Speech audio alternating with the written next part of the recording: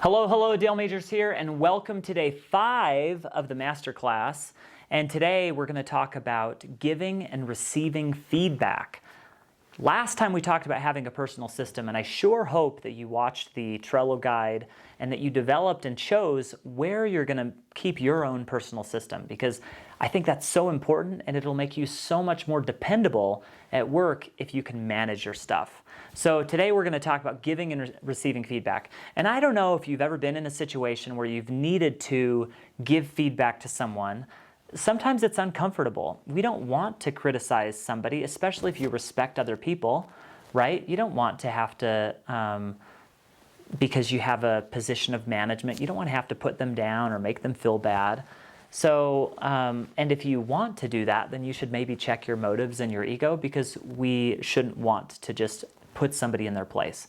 So we're going to talk about receiving feedback. In order to be an amazing employee, then make it really easy for people to give you critical feedback. And one way for that is to invite the feedback, to say, hey, if you would like to let me know if I'm ever doing anything wrong, feel free to please give me that. And whether you want to tell me in person, or if it's easier for you to send it in an email, then that's fine too. Just send me an email. I know that you mean well, and I'm excited to be here. So just let me know, because I value this position, I value your opinion, and I want to work through any issues that you find in employment. If every employee that I ever managed had a conversation with me like that, I'd want to hug them and high five them, and I'd just be so happy, because they're just much easier to deal with. Okay, so if you are on the giving end of feedback, then one tip, and I actually learned this from Dr. John Lund, he's a relationship counselor that my wife and I went on a cruise with years ago. He says that you should ask to give feedback. So if you have some critical feedback to give to someone, you should say, can I give you some critical feedback? And then leave it up to them. If they say, yeah, tell me now, or do you want me to write it in an email?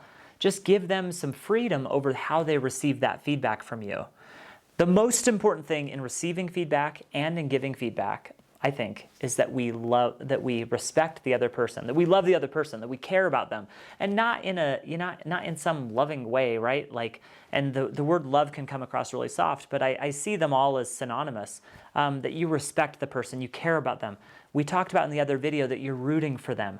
When people treat other people in those ways, where there's this genuine care for the other person, everything else goes better.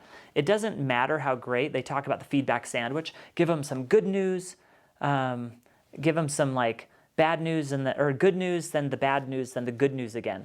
I think if that's delivered with contempt, or when you don't respect somebody, that it's just as foul a sandwich and a nasty sandwich. Where if you really care about somebody, that it goes, okay, so when you're giving feedback to others, you need to respect them. If you're receiving feedback, then respecting them also helps too. So if you give feedback, ask ahead of time if you can give them critical feedback. Another key is following up on the feedback that you received. So if you get bad feedback from your manager, then going a week later or a certain time period later and saying, hey, I've been working on this in this way. Honestly, how am I doing? Am I doing better? And you can see my energy. I'm like this, how am I doing? You almost subject yourselves to them a little bit and say, how is this going? And because you want to make it really easy for them to give you feedback. You don't want to be like, how am I doing? I'm trying to work so hard on these things. Am I doing better? No, you want to make it really easy. So you almost want to get small, say, how am I doing with that feedback that you gave me? And it's not in some, there's humility. There's not you're not thinking zero about yourself. You're not thinking that you're a nobody, but you're just wanting to make it easy for them to give you that feedback. So you're not putting out this aggressive posture of, you better not give me critical feedback. And that's a lot of it. So whenever I'm working with somebody and I want to make it easy for them to give me criticism or to give me feedback, I try to, there's the shoulder slump, there's just that body language of just making it easier for them to work with you.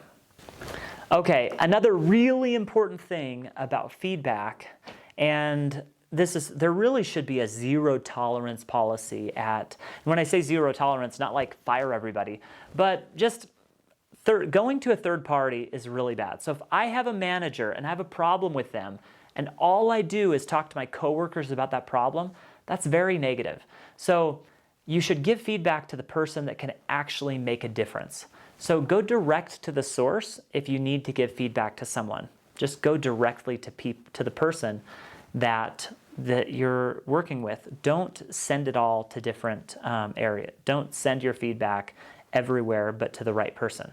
Another tip about feedback that I think is really important and even applicable in a lot of other situations is that if you're ever going to give feedback, critical feedback, you want to identify ahead of time what your ideal outcome is. So if there's no outcome that you're looking for, then why give critical feedback? If I'm going to tell somebody that they stink at boxing the products, it's because I want them to not box any more bad products again.